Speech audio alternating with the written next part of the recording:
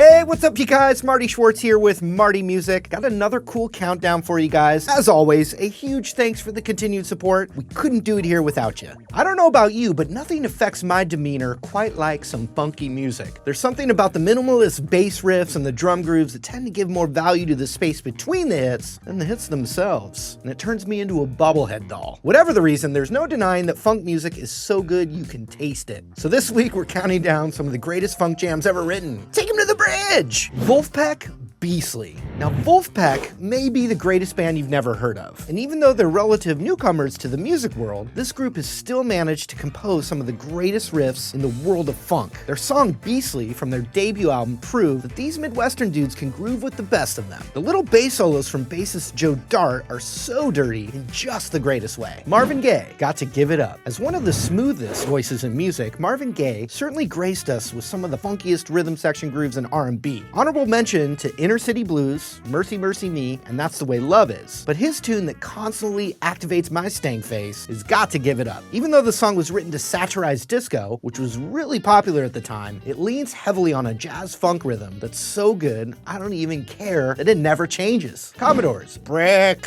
House. Easily one of the most recognizable bass riffs ever written, Brick House was sort of composed by accident. The Commodores were having some issues in the recording studio, which forced the band to take a break. During this break, Ronald LaPrede, the band's bassist, began playing the now famous bass line. The other members began playing with him and they realized this might be a track worth laying down. The result? One of the Commodores' greatest songs. Prince, Kiss. Not only is Kiss one of many examples of Prince's seemingly limitless upper register, it also proves that Prince was one of the greatest funk musicians who ever lived. He originally wrote the song for his funk band Maserati, but was so impressed with the work they did on the song, he took it back for himself, adding his own guitar and drum tracks, and of course, his signature vocal. The Meters, Sissy Strut. I could talk for days about the beautiful simplicity of this funky little ditty. Now, I'm not saying songs are sentient, but it feels like somehow this song knows just how cool it is. All the tones in the song come together with absolute funk perfection, but in my mind, the hero of Sissy Strut is the snare drum. It's almost all attack and has a beautiful ring that's only acceptable in a song this funky. James Brown, Get Up, I Feel Like Being a Sex Machine. Of course, the godfather of funk and soul was going to end up on this list. And keep your eyes peeled because he might make a second appearance. This funky jam is one of the best examples of James Brown's ability to arrange all of his instruments to function as members of the percussion section. Now, his ability to do this didn't just become a staple of his music, but also the entire genre of funk. Additionally, I had no idea you could taste piano until I heard the song. Sly the Family Stone, thank you for letting me be myself again. There are quite a few innovations Sly and the Family Stone brought to the funk genre. The use of counter melody and call and response are examples of these innovations, and a consistent staple of their music. It's also on full display in their hit song, Thank You for Letting Me Be Myself Again. All the elements of this have their own time to shine, but the way they all play together makes this a funk masterpiece. Parliament,